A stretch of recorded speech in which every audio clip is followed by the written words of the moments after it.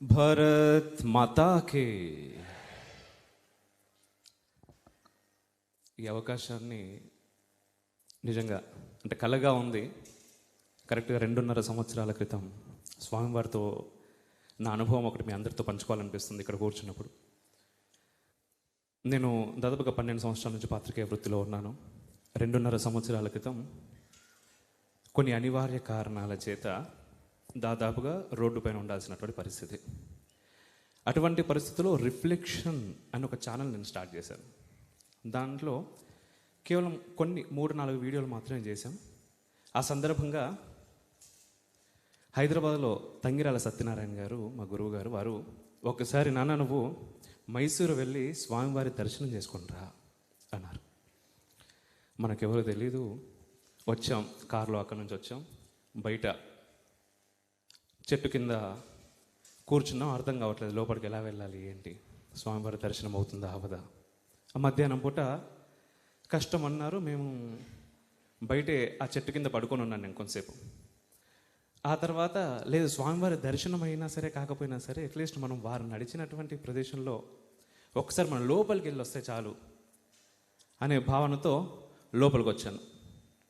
లోపలికి వచ్చిన తర్వాత ఆ రోజే సంతోష్ కుమార్ ఘనపాటి గారు వారు మమ్మల్ని చూసి, అయ్యా మీరు రిఫ్లెక్షన్ ఛానల్ అమ్మోగు కదా అనగానే చాలా సంతోషం వేసింది. స్వామి నీ అనుగ్రహం.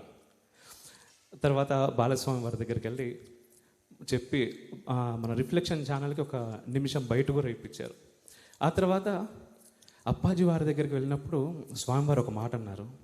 అది నాకు ప్రతి క్షణం గుర్తొస్తూనే ఉంటుంది. ఆ రోజు నా మెడలో ఇలా మాలలు వేస్తూ, ఈ పని నువ్వు చేస్తున్నావు అనుకుంటున్నావేమో, నువ్వు చేయట్లేదు, ఆ తల్లి సరస్వతి చేపిస్తుంది. నిజంగా ఈ విషయంలో నేను మా అమ్మ నాన్నలకి రుణపడి ఉంటాను. నాన్నగారు ఎండోమెంట్ డిపార్ట్మెంట్ దాదాపుగా 23 సంవత్సరాలు బాసరలో పనిచేశారు. బాసర సరస్వతి మాత. స్వామివారికి తెలీదు బాసర సరస్వతి మాత దగ్గర నేను పెరిగానని. వారి నోట ఆ మాట వినగానే నా ఆనందానికి అవధులు లేవు. ఇది చాలురా ఈ జన్మ కనిపించింది. అక్కడ మొదలైన నా ప్రస్థానం రిఫ్లెక్షన్ ఈరోజు మంగళం శుభమంగళం మంగళం జయమంగళం అంటూ స్వామివారికి ఒక అద్భుతమైనటువంటి పాట చేసే సౌభాగ్యాన్ని వారు కలిగించారు. నిజంగా ఈ పాట విషయంలో నేను ఇద్దరికి థ్యాంక్స్ చెప్పుకోవాలి. ఒకటి వంశీధర్ పార్నంద్ గారు, వారి లిరిక్స్ రాశారు. అండ్ శ్రీనివాస్ గారు, వారు వీడియో ఎడిట్ చేశారు చాలా అద్భుతంగా. మీరు ఒక్కసారి చప్పట్లు కొట్టచ్చండి వాళ్ళకి ప్లీజ్. మీ ఆశీస్సులు ఉండాలి స్వామీజీ వారిపైన. 1-2 మాటలు చెప్పి నేను ముగిస్తాను. మనం అంటా ఉంటాం అన్ని జన్మల కంటే మానవ జన్మ చాలా శ్రేష్టమైంది. ప్రపంచం అంతటి కంటే భారతదేశం చాలా అద్భుతమైంది. భారతదేశంలో ప్రత్యేకంగా హిందువుగా పుట్టిన తర్వాత కూడా మనం చూస్తూ ఉన్నాం చాలామందిని సెక్యులర్లు, సూడో సెక్యులర్లు అనే భావనతో ప్రాక్టీసింగ్ హిందూస్ కాదు, అంటే మన ధర్మాన్ని పాటించకుండా హిందువులు చాలామంది ఉన్నారు. పాటించే హిందువులుగా ఉండటం, పాటించే హిందువుల్లో ఆ కృష్ణ పరమాత్ముడు చెప్పినట్టుగా ధర్మం గురించి యుద్ధం చేసే హిందువులు ఉండటం. ఇక్కడ ఇంతమంది పాటించే హిందువులు ఉన్నారు. నిజంగా ఇది ఒకటైతే ఈ పాటించే హిందువులకి మనకు రాముడు పుట్టినప్పుడు మనం లేమండి, కృష్ణుడు పుట్టినప్పుడు మనం లేము. శ్రీరామచంద్ర ప్రభువు ధర్మం అంటే ఏంటో చెప్పారు, కృష్ణుడు ఆ ధర్మాన్ని ఎలా కాపాడాలో చెప్పాడు. మరి ఈరోజు నిజంగా స్వామివారి పాదాల యొక్క ఫోటో ఉంటే చాలు. నేను చెప్తున్నాను కదా, ఆ రోజు నేను ఇక్కడికి మైసూరుకు వచ్చినప్పుడు స్వామివారిని చూడాల్సిన అవసరం లేదయ్యా, వారు నడిచినటువంటి ప్రదేశంలో ఒక్కసారి నేను వెళ్ళి మొక్కొని పోతే చాలు నాకు అనిపించింది. అట్లాంటి దగ్గర నుంచి 84 ఏళ్ళ వయస్సులో, అంటే వయస్సు అనేది వారి శరీరంకి సంబంధించింది, కానీ వారికి అవసరం లేదు. ఈరోజు ఇంతమంది మన కోసం ఉన్నారు. మీరు ఎవరైనా స్వామివారి గురించి వచ్చారు, స్వామివారి పాదాల ఫోటో ఉంటే చాలు మనకి. కానీ అది కాదు వీళ్ళందరినీ ఒక మార్గంలో నేను తీసుకెళ్ళాలి అని వారి శ్రమ ఏది పట్టుకున్నా ఇంతకుముందు అందరూ చెప్పారు. అమెరికాలో నిజంగా ధర్మం కాపాడాల్సిన అవసరం లేదండి. ధర్మం ఆటోమేటిక్గా దానికి అది కాపాడుకుంటుంది. ధర్మాన్ని పట్టుకొని ఉంటే మనం కాపాడగలుగుతాం అంతే. ఈ సందర్భంలో ఒకే ఒక 2 లైన్లు నాకు ఇంతకుముందు అనిపించినవి, అవి చెప్పి నేను ముగిస్తాను.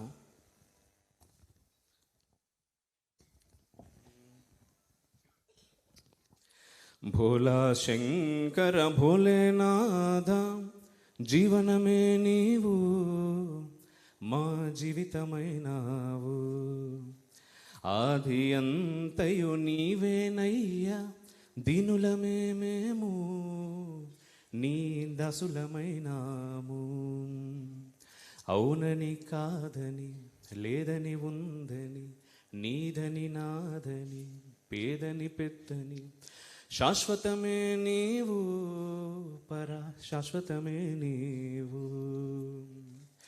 కన్నులు తెరచి మూసేలోపే కథను నడిపేవు, నీ నుండి విడి నిన్నే చేరే మార్గము చూపేవు. పరమోత్తమమైన ఆత్మగా మారే దారిని చూపేవు. పరమాత్మలో మేము ఏకమయ్యే అవకాశం ఇచ్చేవు. ఆ అవకాశం ఏంటంటే సద్గురువుల కృప. వారు మనల్ని చూస్తే చాలు అనుకునే దగ్గర నుంచి వారు మనల్ని నడిపిస్తున్నారు.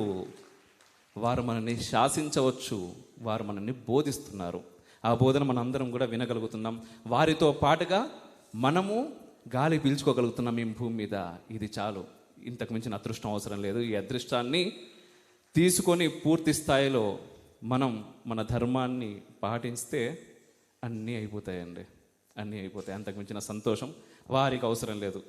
వారికి మనం ఏదైనా ఇవ్వాలి అనుకుంటే అది మాత్రం ఇస్తే సరిపోతుంది. ఇంతకుముందు ఘనాపాటి గారు చెప్పినట్టుగా ప్రతి ఇంట్లో ధర్మం నిలబడాలి. ఎవరి కోసం అంటే మన కోసమే. ధర్మం బాగుంటేనే మనం బాగుంటాం. ఇది గుర్తుపెట్టుకోవాలి. ధర్మం ఎక్కడైతే దూరం అవుతున్నదో ఆటోమేటిక్గా మనం చస్తున్నాం. ప్రాణం కించి మిగిలింది ఏం లేదనుకుంటాం కదా. సో అది పరిస్థితి. చాలా బాగుంది. తప్పులు ఏమైనా ఉంటే క్షమించాలి. మరొకసారి అప్పాజీ వారికి, బాలస్వామి వారికి సాష్టాంగ నమస్కారాలు తెలియజేస్తూ నాకు ఈ అద్భుతమైనటువంటి అవకాశం ఇచ్చినందుకు సంతోష్ కుమార్ ఘనాపాటి గారికి, మా అమ్మ నాన్నలకి, అలాగే అక్కడ నా భార్య కూర్చుంది శ్రీనిధి, నా పాప శుభాంగి, స్వామివారి ఆశీస్సులు మా పని ఎప్పుడు ఇలాగే ఉండాలని మనస్ఫూర్తిగా కోరుకుంటూ ఒక్కసారి మనం అందరం భారత్ మాతాకి.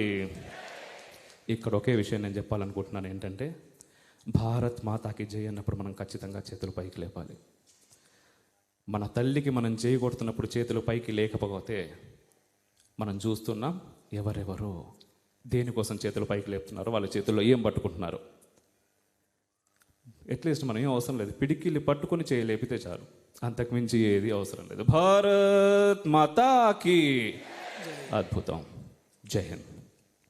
ఈ వీడియో మీకు నచ్చినట్లయితే లైక్ చేయండి, షేర్ చేయండి, కామెంట్ రూపంలో మీ అభిప్రాయాలు తెలియజేయండి. ఇలాంటి మరిన్ని వీడియోల కోసం శ్రీస్తుతి టీవీని సబ్స్క్రైబ్ చేయండి, పక్కనున్న గంటను కొట్టండి.